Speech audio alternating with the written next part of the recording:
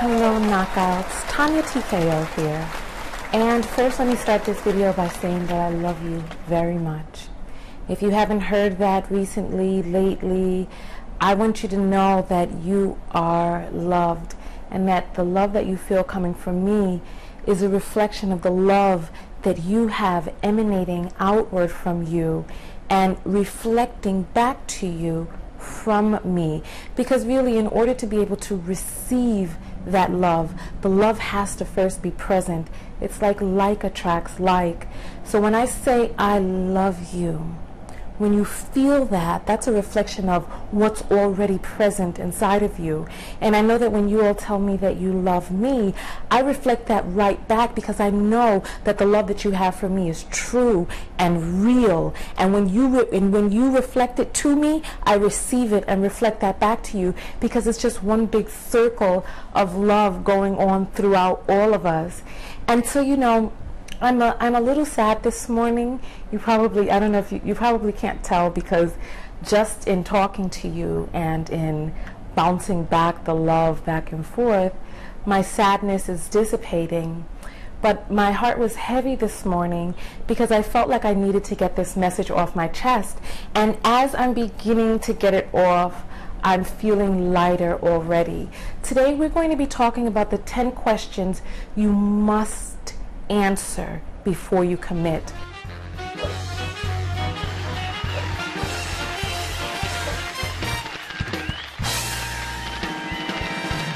And part of the reason that this is so heavy for me is because we have a lot of men who are being pressured into entering into sexual relationships before they themselves are even ready for it, and women who are pressured into entering into long-term committed monogamous relationships, and they're being you know what, I don't want to restart the video. I'm just going to keep pushing through. Let's talk about this, okay? Before we get into the 10 list. The 10 list is really robust, but I wanted to give you my reason for making this. You know, women by and large societally are judged by how long they can hold on to a relationship, whether or not they have a relationship. They have other women throwing their relationships in their faces, and men questioning their worth based on what relationship they are or aren't in. And a lot of women jump into these relationships masking a lot of other issues that are present in the relationship, in themselves, in the reason for getting into the relationship. And so they hide under the cloak of the title of a relationship when there's a lot going wrong inside the relationship. And let me just say this, the women who are flaunting their relationships in front of you, listen to me, because I'm a coach and I talk to a lot of different people. The people who are flaunting their relationships, they're the ones who are in the relationship for the wrong reason, and their relationship is their cloak and their crutch. And so because they are holding on to that crutch, they flaunt that, or they flash that outwards and want you to join the team. Because believe me, somebody who's in a good relationship, a solid relationship, because see, part of the issue is, and that's why I made this list, part of the issue is that just being in the relationship is the end goal for them, for many people. It's like, okay, I'm in a relationship, that's all they really wanted. But how often do we investigate the quality of that relationship? Just being in a relationship is not enough. And you know, and for men, just, you know, a lot of men are pressured into engaging in intercourse before they're ready with people they don't really want to engage in intercourse with. And in a sexual relationship is really, if you look across the board, for a man, that's the only place that he can really be able to receive any type of emotional comfort, be able to express himself emotionally. During the act of intercourse is sometimes the only time that a man can ever be vulnerable. So men use these sexual relationships as crutches because they have not taken the time to develop their own emotionality, tap into their own sensuality as men, and own the fact that they're human beings and they have a right. They have a right. You know, what we do to men in this country and in many countries around the world is a crying shame. You know, we remove all aspects of him being able to express or be vulnerable or soft or have emotions or be emotional or even cry. My God, somebody dies in a man's family, they don't even expect the man to cry. You know, the man feels pain, and what he ends up doing is he ends up sucking that pain in and letting the poison from holding on to that numb him. When you numb yourself to sadness, you also numb yourself to happiness. So we have a lot of men walking around numb, and the only time that they can become unnumb is when they're having intercourse. And so there's a lot of issues going on. You know what? We've been talking 6 minutes already. Let's get into the list. You know, and if you haven't downloaded my free guide, come to my website, TonyaTKO.com. You see the address right back there, TonyaTKO.com.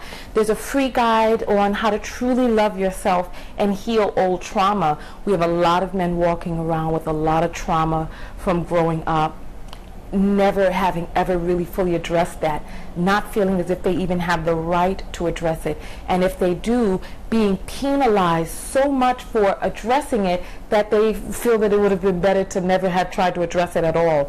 So please, men especially, come download the book. Women, please come download the book. It's free. I don't know how much more available I can make it than making it free. All you have to do is just get the guide and read that. It's been helping a lot of people. So I've had hundreds of downloads so far. So please join in on the people who are finding healing from the guide alone. And if you want to set up a pre-screening for a free one-on-one session with me, the link is inside the guide, and you can do that. So let's get right into the list. 10 questions you must answer before you commit. Number 1, can this person help me get to the next level of where I want to be in my life in terms of my own individual soul development? Can this person be an asset to me being able to fully flourish into the being, into the things that I come here to express as a being? Can this person help me get to the next level? And flip side, can I help them? Think about that one. You must answer these before you decide to commit. Number 2, based on what it is that I have seen, without this person having to change, is this the type of life that I want? I need you to take some time to observe and see how this person naturally lives their life. See what it is that they're presenting to you about how their life is run and governed. And is that the type of life that you want? Take a look at the aspects of their life. See how it is that they choose to live themselves. Take a look at their parents and the relationship that their parents have, both with one another and with them. Is that the type of family that you want to enter into? And if so, if there is some sort of dynamic existent between the person that you're dating and their parents and siblings, are you interested in joining into that dynamic? Are you interested in coming into that? Are you interested in all that this life entails? Are you interested in, maybe that might not be a problem for you. Maybe you may come from a big family and you kind of want to keep things just between you and your spouse. Or perhaps you come from a smaller family and you're looking for a healthy parental dynamic that exists there because perhaps maybe you didn't have that. So is this the type of life with this person that you want? And the caveat is without them having to change anything, because people, it's nice if people do change, but you can't go into a relationship expecting for a person to change in order for that to be the type of relationship that you want to be in. As is that the type of relationship? Is that the type of life that you want? Is that a part of your future goal, being in a relationship like this? Is that what your future looks like to you? Can you see yourself melding into a family with this person? Look at the way they treat their children, the way they save or spend money, how they keep their surroundings, how they upkeep themselves, what it is that they're doing to their own body. Is that the type of life that you want? Can you see yourself joined in that? Number 3, would I want a child of the same gender to be like this person? And on the flip side, would I want a parent like this person. Now, no one is saying that you want this person to be, a father or mother figure to you. What I'm merely suggesting is look at the caliber of this person, because if you're talking about committing to a person, there may be children that come into play. Would you want a child like that person? I mean, sometimes people are okay for the, Mrs. Right Now and Mr. Right Now instead of Mr. Right, but there could be, listen, if you're talking about committing, would you want an offspring? Is this person's caliber enough for you to want a person who comes from your own loins to exhibit the same characteristics as this person? Take a long, hard look and ask yourself honestly, if you were a child of a person like this, would you want a parent like that? Or would you want to give birth to a person who had similar characteristics to this person? Think about that. Answer that. Number 4. Do I feel that I can become the best man or woman that I'm meant to be in this relationship? Can I flourish and broaden and widen into the person, the man, the woman that I was meant to be in this relationship? Can I get wide open into the full breadth of who it is as a man or woman that I am meant to be? And do you feel that you can be an asset into them becoming the man or woman that they were meant to be? And do you feel that they are an asset to assisting you in becoming the man or woman that you were meant to be? Number 5, do I love this person for who it is that they are, or what it is that they offer, the perks that come along with being with them? Like, for example, we talked about parents a little bit earlier. Do you care for this person? Do you love this person? Or do you love the parents that they come with and you're like, wow, I really want to be a part of a family like this, but I have to take or leave this person, but wow, I really love this person's mother. I've always wanted a mother like that. Is it them that you truly love, or is it the lifestyle? Is it the money? Is it their body, their looks? Do you truly enjoy this person? If everything else was taken away, if their parents died and the money left and they lost their limbs or the ability to walk, or they were scarred and disfigured, or they couldn't work out, or they had some disease where they puffed up and they no longer had the beautiful body that you fell in love with, would you still love this person? I need you to take some time to think really long and hard about that. Look deep into yourself and think, if all of this was taken away, would I still be here?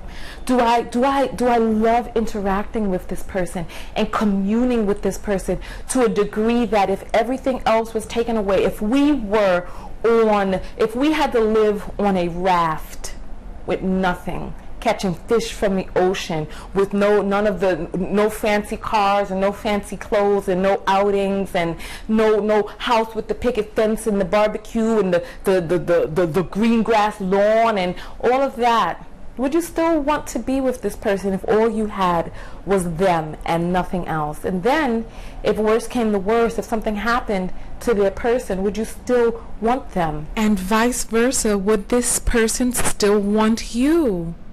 And are you sure about that? Number 6, how much of this relationship is obligation or appearance or expectation?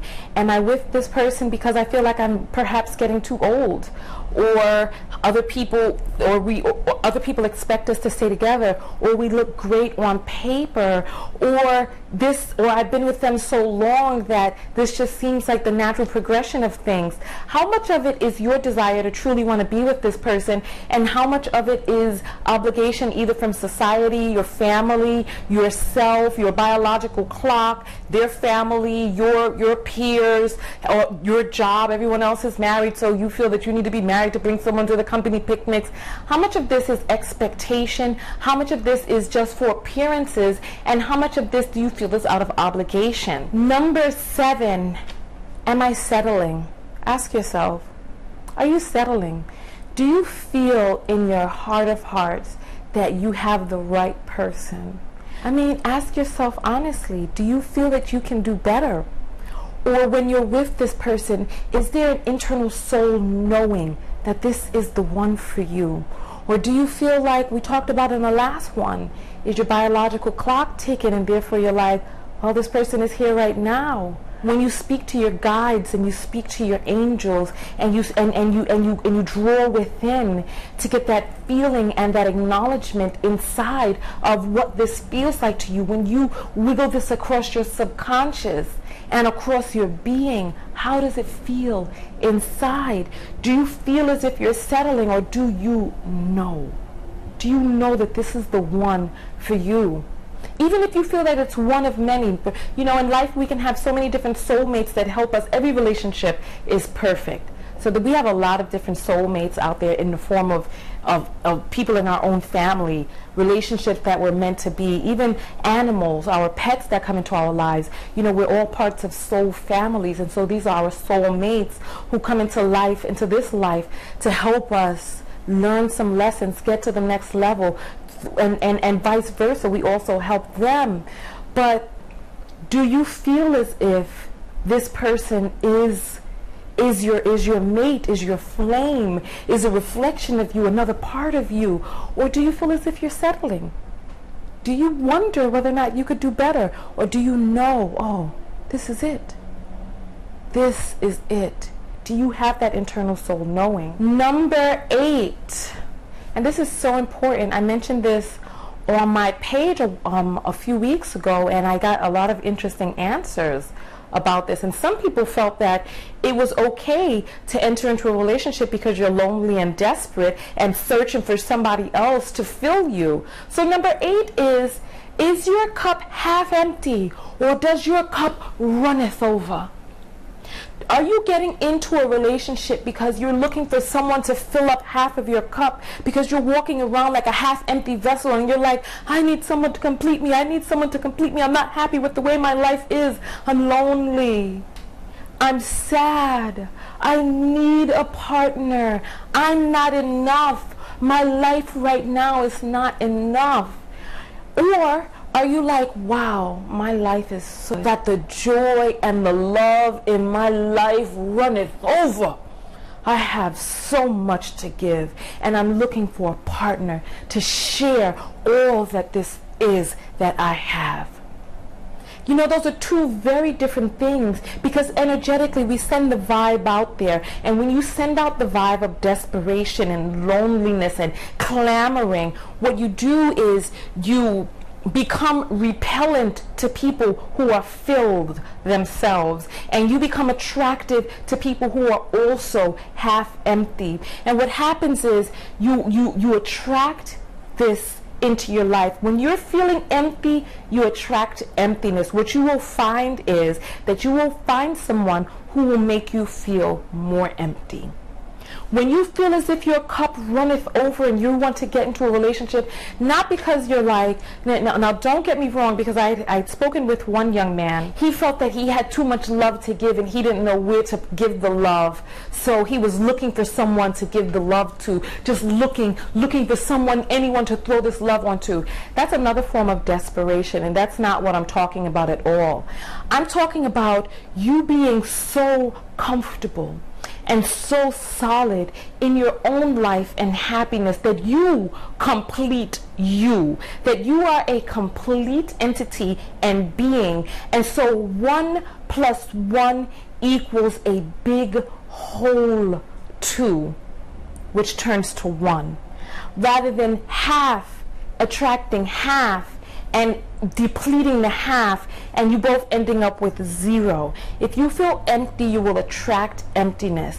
If you feel full, not desperate to give away this love because you can't give it to yourself, when you get to a point where you're stable and you're happy and you're complete and you don't feel like you have love that you have to give to someone else, because you can give that love to yourself. Because what this person was doing was they felt like they had so much love running over that they wanted to give it to other people, but they were not giving it to themselves. There were areas in their own life which was lacking.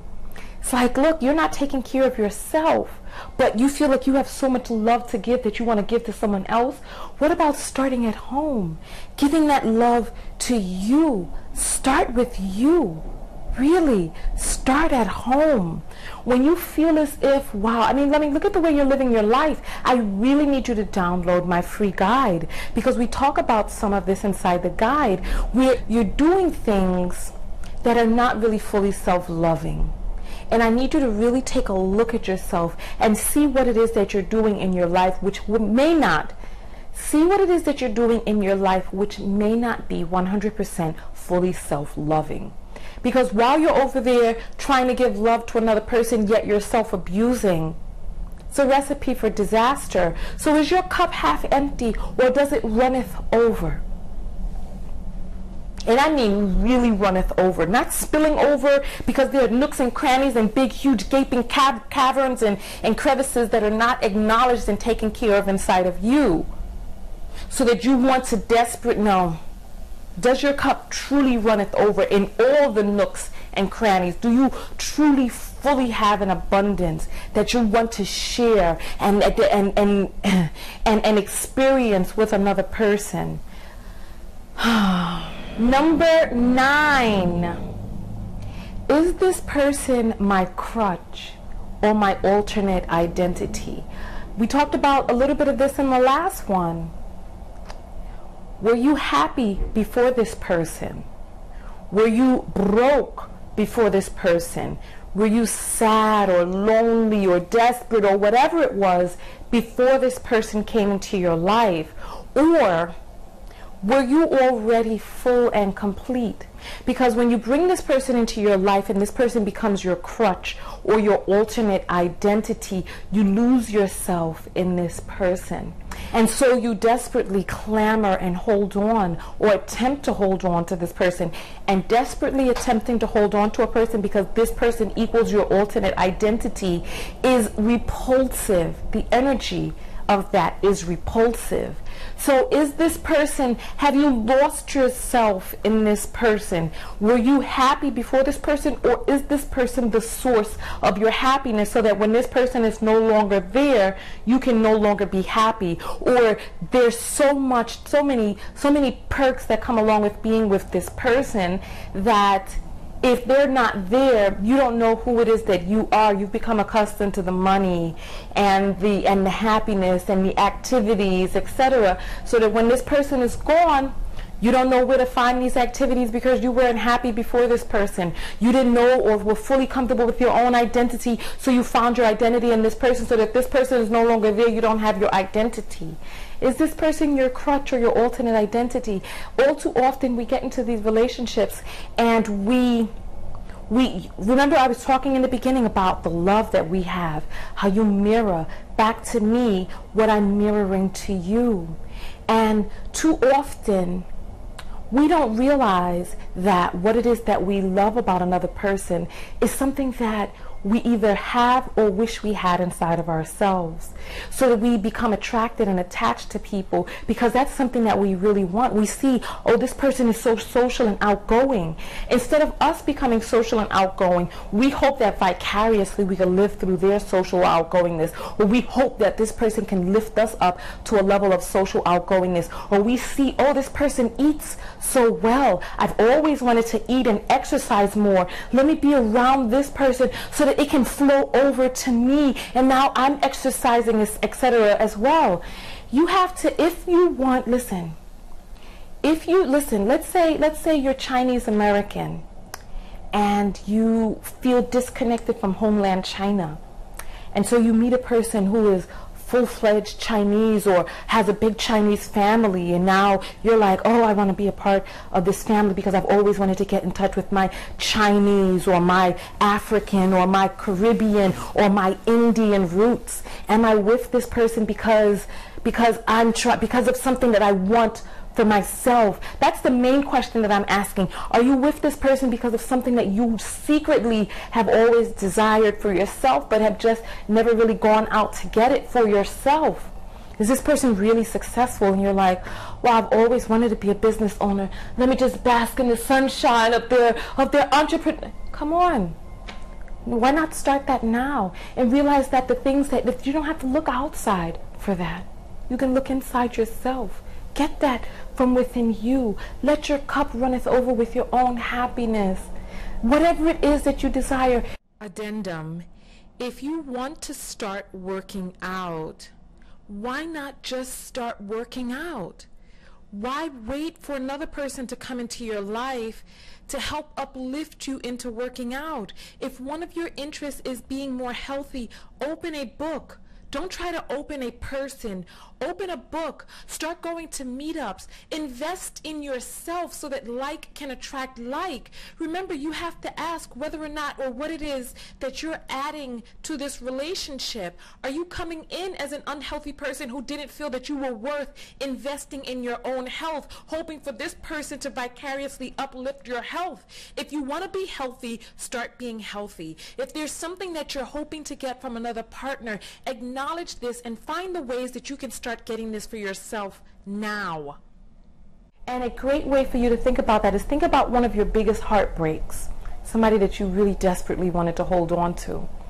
Think about, and I need you to really delve fully into it. What was it about that person that you secretly wanted for yourself? Ask yourself that question. That should have been on my list, but I'll add that into number 9. Ask yourself that question. We talk about that during my live seminars, and we go fully into depth in that. So make sure you join my mailing list.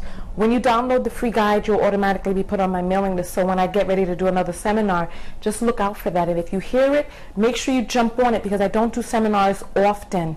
So jump on it when you see me announce that. And we're getting into number 10 now. And number 10, this is my favorite one right here.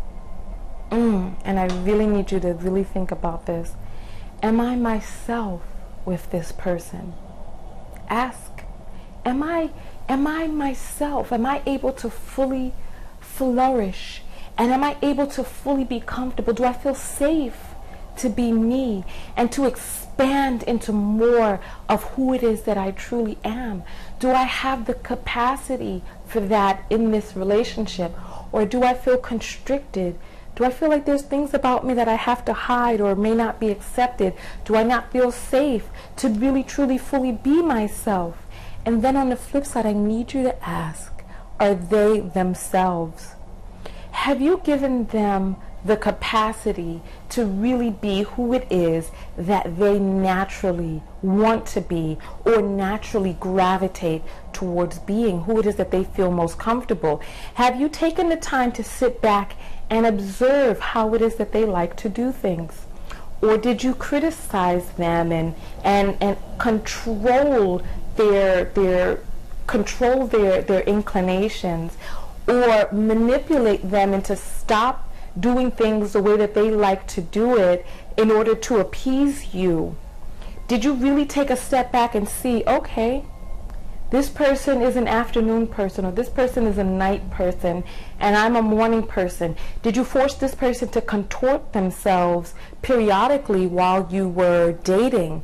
You really have to think about who it is that this person really truly is, and have you had the capacity to really be who it is that you are? Or were you criticized out of really fully expressing yourself to the fullest expression of who it is that you are? Did you take the time to look and see how this person likes to have sex, what it is that they like sexually? When they came to you with their fantasy, did you lambast them? Or did you explore that with them? Did you try to kind of force it down out of them so that you're like, I'm not really down with that type of sex? That doesn't mean that the fantasy goes away for them. Have you allowed this person to be authentic to who it is that they truly, fully are? Did you take the time? We talked about this in some of the earlier ones, so all of these actually hinge upon one another. Did you see how this person likes to spend money, how they live their lives, how they like to either save or squander their cash?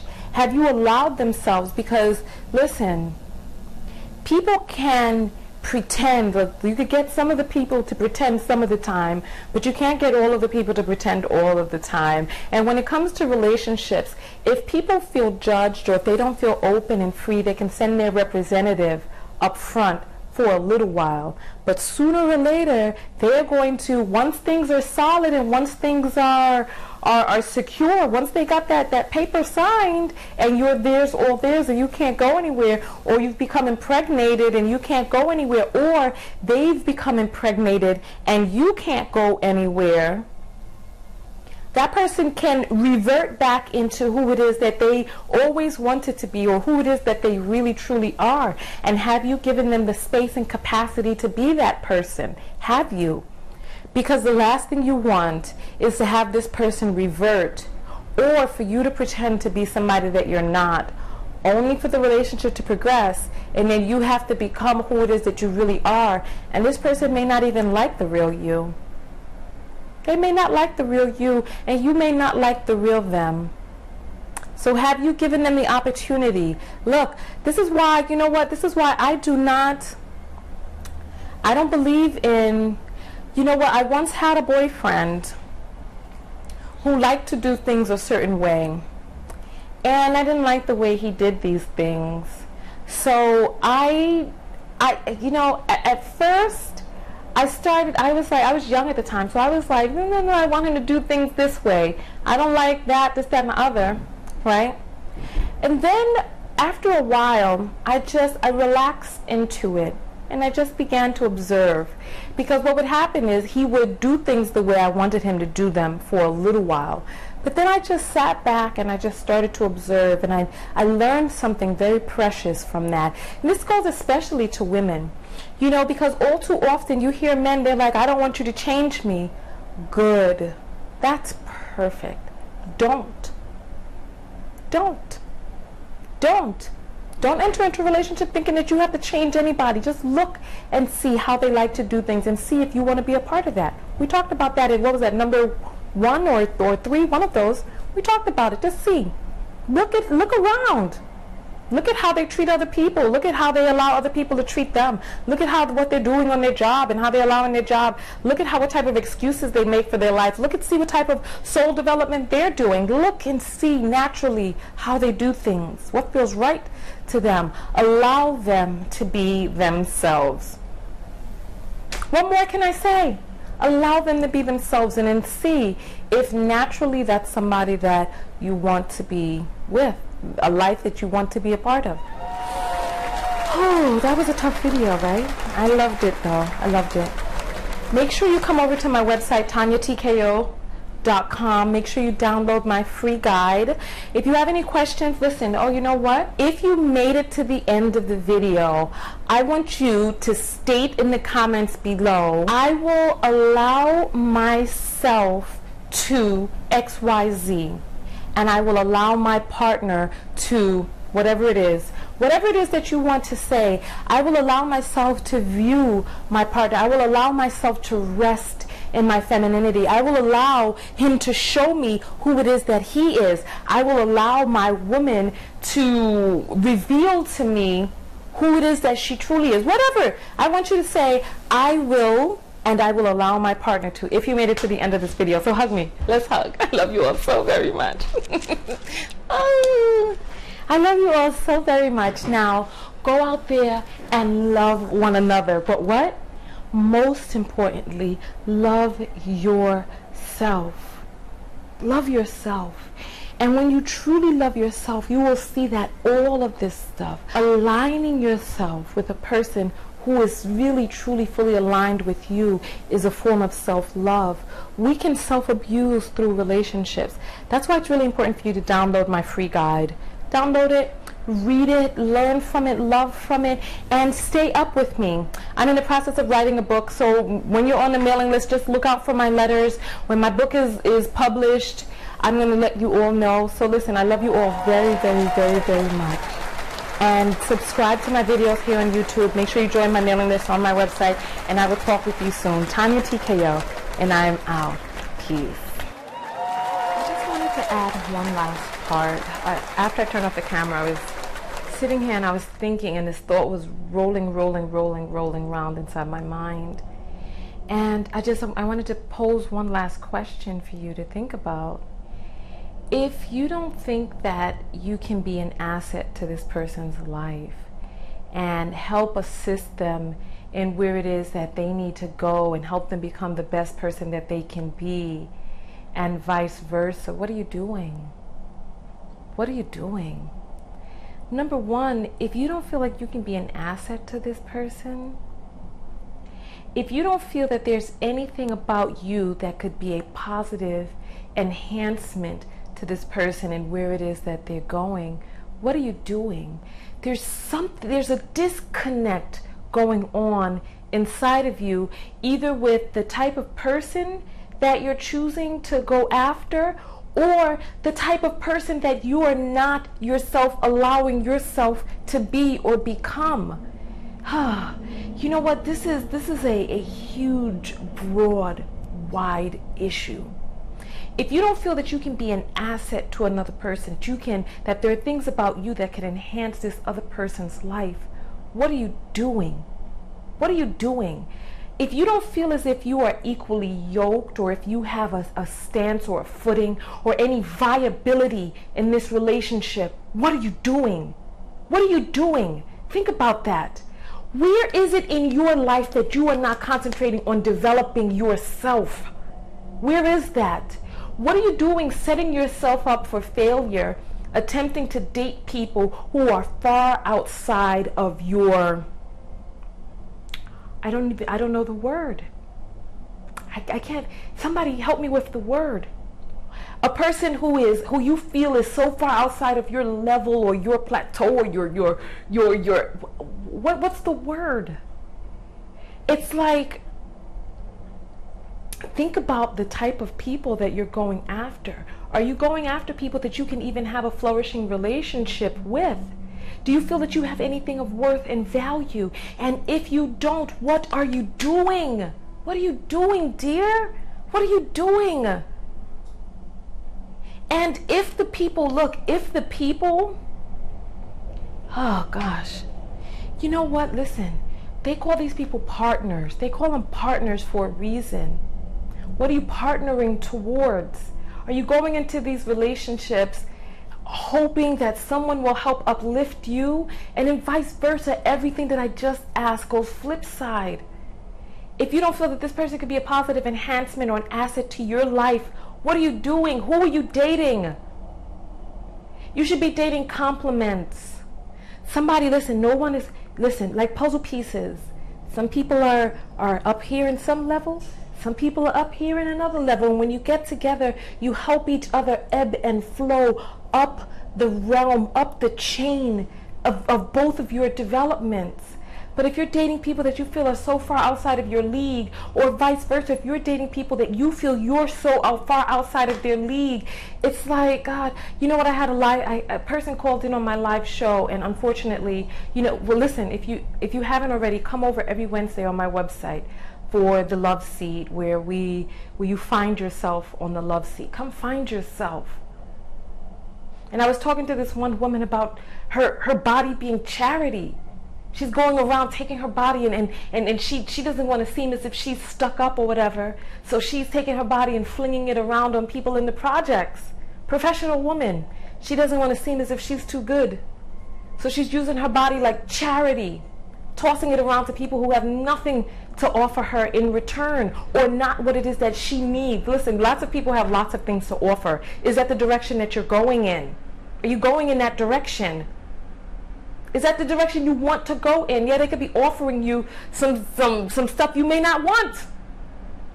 So are you aligning yourself with people who are on equal footing somehow? Somehow. Goodness.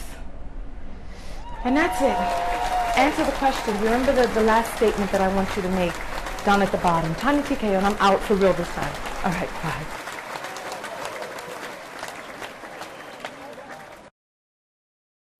Come to www.tanyatko.com and download your free copy of my guide entitled Truly Love Yourself and Heal Old Trauma, and set up an appointment to have a free healing strategy session with me today. Remember, go out there and love one another, but most importantly, love yourself.